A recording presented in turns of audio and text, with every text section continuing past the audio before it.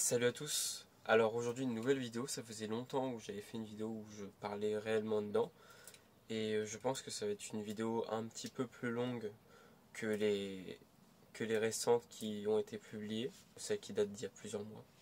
Et donc aujourd'hui je vais faire un petit récap des succulentes de cet hiver parce qu'on a eu encore un hiver assez rude pendant 2 semaines où il a fait entre -3, -6 et même à certaines périodes il a fait -8. Donc certaines ont ramassé et certaines se sont très bien sorties et du coup on va voir ça justement de plus près. Alors on va déjà commencer par ces zéoniums.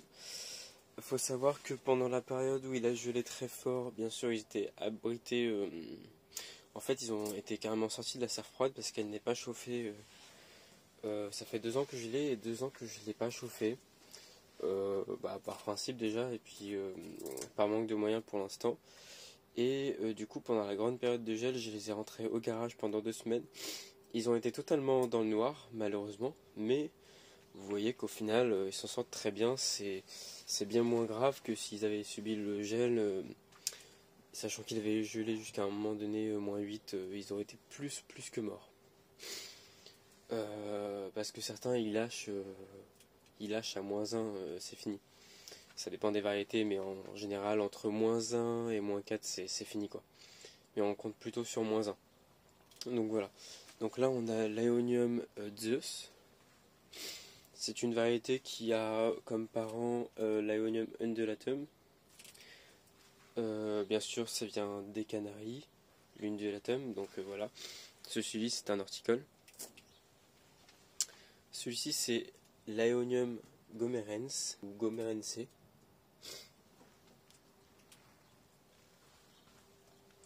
Il a plusieurs rosettes, voilà. Celui-ci, c'est récemment que je l'ai acquis, il y a environ un bon mois et demi, je pense. Voilà, les autres, ça fait déjà plusieurs mois, voire un an et plus pour certains. Là, c'est l'Aeonium Starburst. C'est une réversion partielle du Sunburst, que je vais vous montrer tout à l'heure d'ailleurs. Et franchement, il est incroyable. Les autres aussi, hein, bien sûr. Celui-ci aussi, il est vraiment très beau. Les botaniques, c'est vraiment quelque chose vraiment à part dans les aéoniums. Voilà. On aime beaucoup les variétés colorées comme Zeus, Starburst et d'autres. Mais des fois, ça fait du bien d'avoir quelques botaniques chez soi. C'est vraiment intéressant, je trouve. Mais ouais, franchement, ils sont vraiment incroyables, ces variétés-là. En plus, ils deviennent énormes. Enfin, là, celui-ci, il fait déjà la trentaine de centimètres. Enfin, je suis vraiment content. Pareil pour celui-ci. Enfin, voilà. Là, on a un Schwarzkopf, qu'on peut dire aussi Schwarzkopf, mais le nouveau nom réel, c'est Schwarzkopf. Parce que je crois que c'est un néerlandais et Schwarzkopf c'était en allemand, et du coup, ça a été rebaptisé comme ça, en gros. Et on voit qu'il est très leggy. Leggy, il est très. Comment dire? Il a un grand tronc, voilà, leggy. Leggy, c'est en anglais, c'est-à-dire qu'il est allongé, quoi. Il est très long.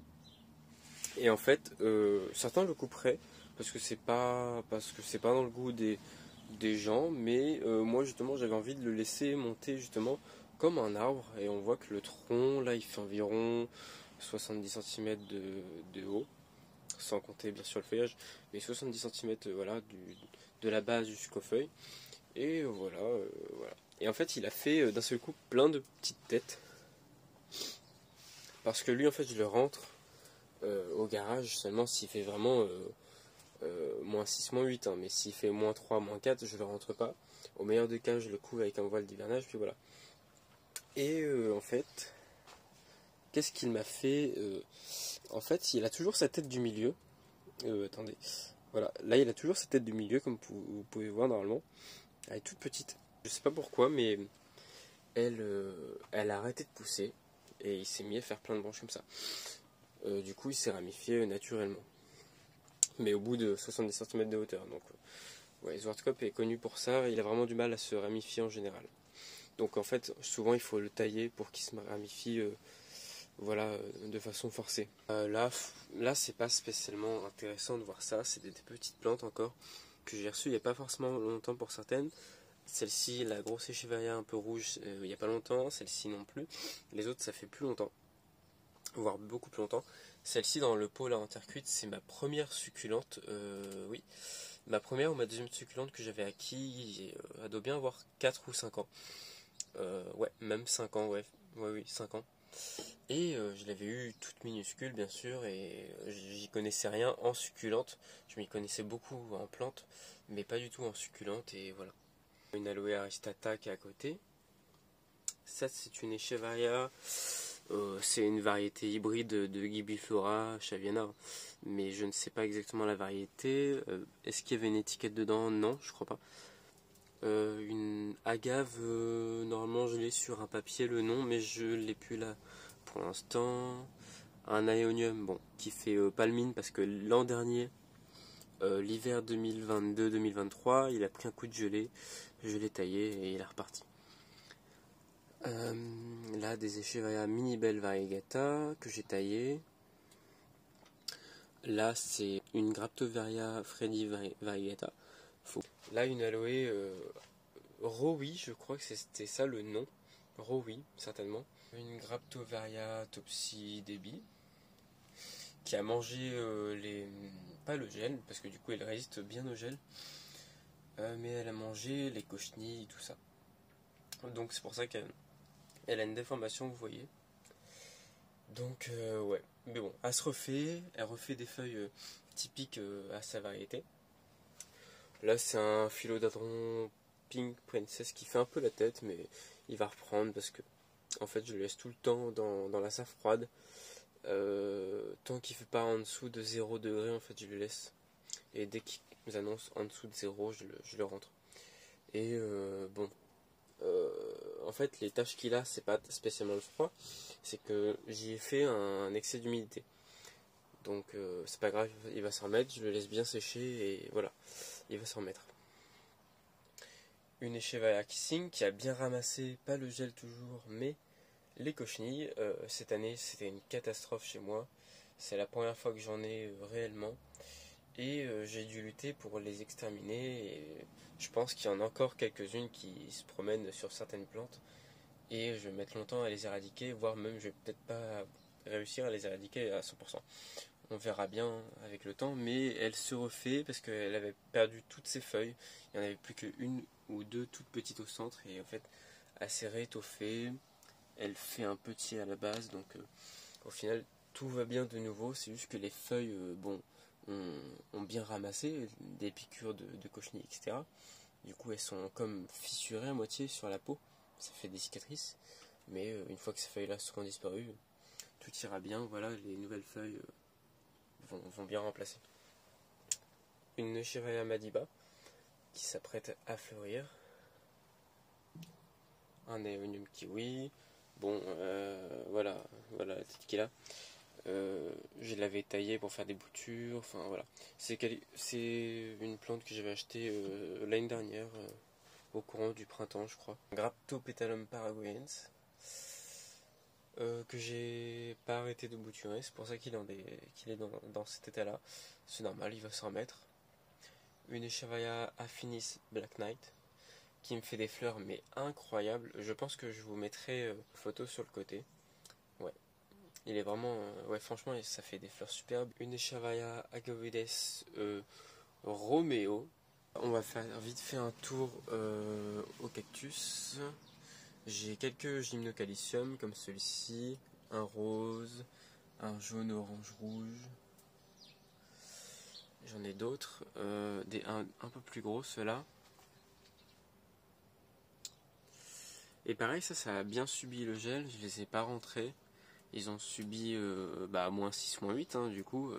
Tous les cactus ici n'ont jamais été rentrés. En fait, toutes les plantes que je sais qu'elles sont rustiques à moins 4, moins 5, je me dis je vais les pousser jusqu'au dernier retranchement, et survivent, elles survivent pas, tant pis. Il n'y a que les aéoniums que je me permets de protéger parce que j'adore ces plantes-là. Les autres aussi, hein, bien sûr, mais comme je sais qu'ils ne résistent pas du tout au gel, ça sert à rien de tenter le diable.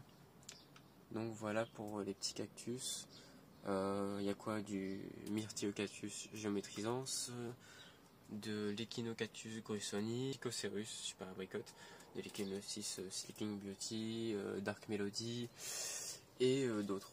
J'ai eu l'occasion d'avoir plusieurs fleurs de certains, donc celui-ci et plusieurs Géminocalicium, ceux-là, voilà. Cette année, je pense que je vais avoir beaucoup de fleurs de beaucoup de cactus différents, en fait de quasiment tous, je pense, voire même tous, sauf le Grussoni, je pense qu'il va être, ça va mettre des années avant qu'il fleurisse. Celui-ci, il ne serait tardé parce que c'est un semis de 2015, donc comptez, il a 9 ans. Et il n'a encore jamais fleuri. Voilà. Donc il y a des cactus qui sont très très longs à fleurir. Celui-ci c'est un Pachycerus springly. Ici alors on a un bel Aonium kiwi, contrairement à celui-ci qui n'est pas spécialement très beau. Je vais le bouturer, il sera beaucoup plus joli. Parce que vous voyez l'allure qu'il a. Voilà. Donc celui-ci qui est vraiment très beau. Bon, voilà, on va pas le voir sur toutes ses coutures parce que bon, je vais pas tout retourner non plus. Là, on distingue une Echeveria mandala, pareil que je vais pas bouger quand même. Une Graptoveria fantôme qui est un croisement de Echeveria elegans que je vous montrerai, et du Graptopetalum paraguayens que je vous ai montré tout à l'heure. Une Echeveria luella qui est un petit peu ramassée à cause de l'humidité, un peu du froid mais surtout l'humidité, donc prudence sur les arrosages. Elle avait un petit peu soif mais le gel est arrivé après, du coup voilà, elle a un petit peu ramassé, les feuilles du bas sont tombées, je les ai ramassées et voilà, elle s'est stabilisée depuis un bon moment, donc voilà, normalement elle a repris. Une Echeveria Thriller Pearl, je crois que c'est une mutante de la Lilacina, si je me trompe pas. Et je crois que c'est une variété qui vient du Brésil. Un Aeonium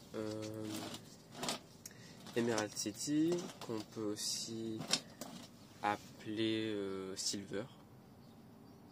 Voilà.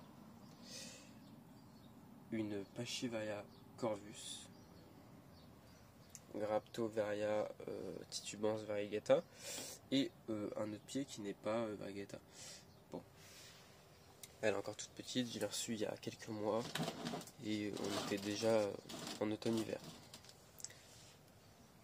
Alors, là une Luella aussi, mais variegata. Une Echeveria, à chaque fois je me souviens jamais du nom, mais c'est pareil, c'est une variegata. Je pense que vous allez peut-être savoir le dire en commentaire. Là on a une belle jardinière de succulentes, voilà, dont avec la fameuse Echeveria elegans qui est la parente de la Graptoveria fantôme, un Sedum reprotictum aurora. Donc voilà pour cette belle jardinière avec un grand Aeonium atropurpureum. Et on dirait pas, mais il a vraiment un gros tronc qui fait 2 cm d'épaisseur. Et il doit faire environ 80 de hauteur. Donc ça devient vraiment un petit buisson là. Là on a un bel Aeonium Big Bang, voilà, qui pousse bien. C'était une bouture d'un autre pied que j'utilise comme pied mère du coup. Hop, une Graptoveria opalina. Là on a le coin plus des boutures et des jeunes plants. Là on a un Aeonium Carmen, que je vais montrer comme un peu de haut.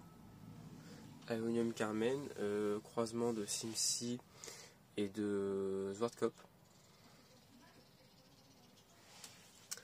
Une Echeveria agavides romurubin, qui fait petit Aeonium atropurpureum, des Aeonium albovariatum, des jeunes plants issus de boutures d'il y a quelques mois, donc c'est des boutures racinées, on va dire.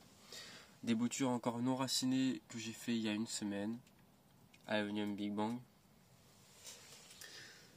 Bouture racinée de Aeonium Cornelius lemsi, pardon, de l'Aeonium X Cornelius lemsi, parce que c'est pas le pur, c'est ni l'Aeonium Cornelius lemsi maritime ni l'anti-atlas. C'est une autre variété. C'est certainement un hybride qui a été fait entre Cornelius lemsi et Pseudo-taboliforme. Aeonium Zwartkop, bouture racinée. Aeonium pseudo-taboliforme, donc un des parents qui a fait celui-ci. Un Senecio, je me demande pas si c'est pas Crassissimus, c'est possible. Une Echeveria Chaviana peregrina, une bouture racinée d'un plan mère, j'en ai plusieurs.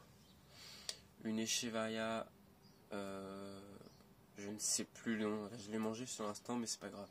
Voici l'Echeveria goyabing, qui est une brésilienne. Plutôt dur à trouver d'ailleurs, mais voilà, très jolie Echeveria. Normalement elle a des variations vertes et rouges, mais là comme on est en hiver, en fin d'hiver, ça le montre pas encore trop. Un Aeonium gobelin, réversion de Aeonium ballerina. C'est un très joli Aeonium aussi, résistant à tout, bon bien sûr comme tous les Aeoniums, fragile au froid, mais sinon très très facile à vivre. Un Aeonium super bang qui a du mal, je l'ai rempoté il y a une semaine, parce qu'il avait du mal justement, et on va voir s'il se refait une santé. Un Aeonium Pink Witch, on va essayer de le retourner, voilà. Aeonium Pink Witch, mais qui manque un peu de luminosité, du coup il est encore très blanc, et il va devenir vraiment très très rose.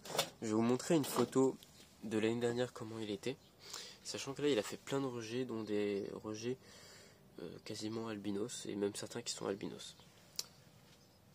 L'Aeonium Black Magic Varieta, Peacock, autrement nommé. Un Aeonium Medusa, qui n'est pas encore dans ses couleurs d'été. Le Sunburst. Là on a un Voodoo. Madeira Rose. Cornelius Lemsy hybride, comme l'autre. Pink Witch Middle et Black Magic. Alors là on est à l'extérieur, donc Aeonium alboagatum, où j'avais fait des boutures, Atropurpurum, Mardi Gras, avec la réversion de la tête en Morticia. Avec de Echeveria Melaco, Silver Green, Sedum Reprotectum, Echeveria PVN, Paul Vandenberg. Et voilà, c'est une compo qui est vraiment très jolie, je trouve. On peut apercevoir une petite coccinelle. Wow, j'aime trop. Donc là, dans celle-ci, on a différentes Echeveria, pas tout à fait les mêmes. Je pense que celle-ci c'est une domestique et celle-ci une autre, je sais pas laquelle. Un Aeonium Zwartkop, un incontournable. Un Kalanchoe monté je sais plus quoi, avec une grande rampe florale. On dirait pas là, mais il fait bien 1 mètre de haut là. Voilà. Par rapport à l'Aeonium qui fait 40 cm. Voilà. Echeveria Elegance.